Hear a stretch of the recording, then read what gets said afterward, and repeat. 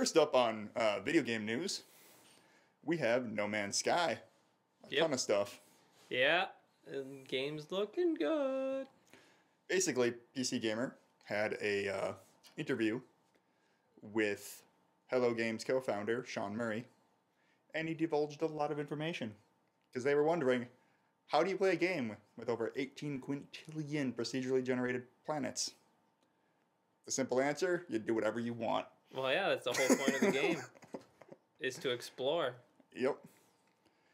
And the game has stuff for doing space combat, ground combat. It has a bunch of sandbox elements, obviously, because what else is the game going to be? Yeah. When it's that big. And it's got a bunch of resource gathering, along with a lot more other stuff you can do. Lots of... Basically, the whole point of the game is to kind of simulate a galaxy. Mm-hmm. And that's why... That seems like an awful lot of planets, but... Yeah, but still... And part of the reason why there's so many planets and stuff like that is because they don't want to tie down the player. Because a lot of times in sandbox survival games, you just get obliterated early on. You never get started. Yeah. And that's kind of what it is. It's kind of so that you have that openness to do what you want for a little bit while you're getting better at the game. I just hope that it doesn't turn out that 18 quintillion planets and 4 of them are different. Yeah, that would be pretty bad for things and stuff. So yeah, they broke down essentially just that. Yep. Also, you can trade. And by that, he means sell shit to NPCs. Mm-hmm. There's not going to be much player-to-player interaction in this game. Nope. But at the same time, they found it interesting that a lot of people decided to go into trading. Well, yeah.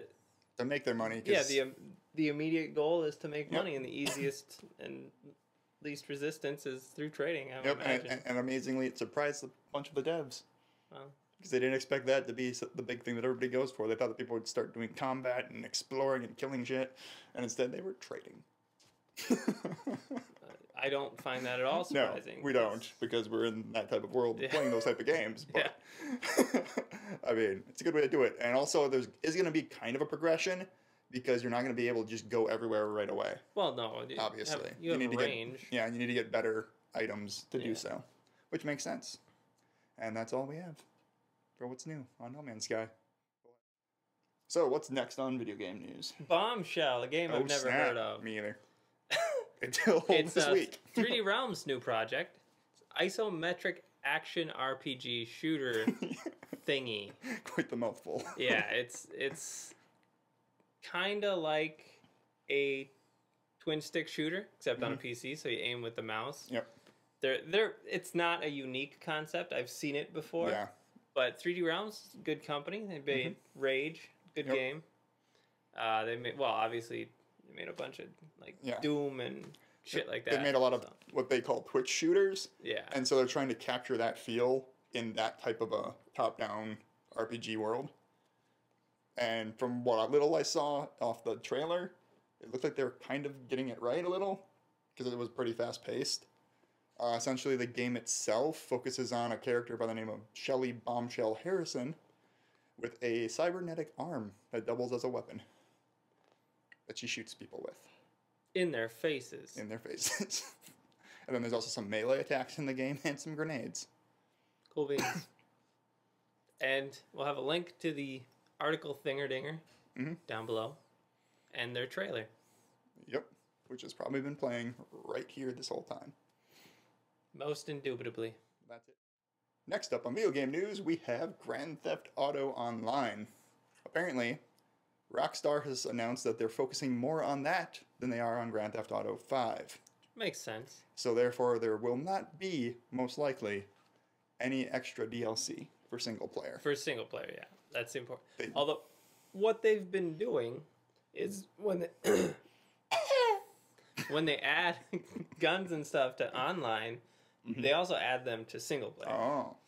And the prices and stuff stay the same. So they're still just like stupid expensive in single player. Because the rest of the guns are cheap. Well, relatively speaking. Like you'll have a machine gun that's, $10,000. But you'll have one from one of the expansions is $120,000. because in multiplayer, money scales differently than it does in single Okay. player. They have a lot more control over how much money you get in single player Yeah. than they do in multiplayer. Yeah. And if you are worried about not getting more stuff, obviously on Tuesday, they're releasing the free mode events still Yeah. are coming for you. So that'll be coming out pretty soon. Oh yeah. I think once you beat the story mode, there's not a whole lot to do. Yeah. In single player except for drive around and kill people, which now you can do online, and other people will try to kill you too. So it is slightly more fun. Slightly more challenging too. Only I've seen. slightly. Finally, on video game news, we have a birthday. Yep. PlayStation can almost drink. Yep. It turned 20 years old in American. In American? PlayStation of America turned 20?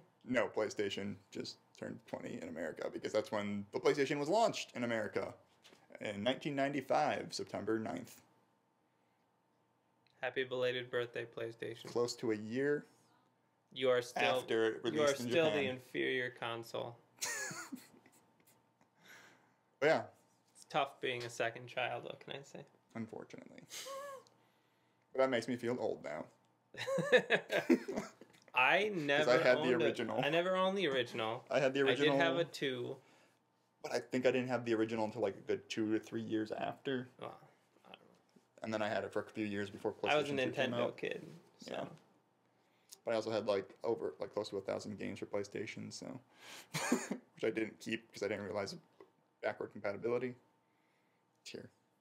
oh well. Oh well. But yeah, that's it for video game news.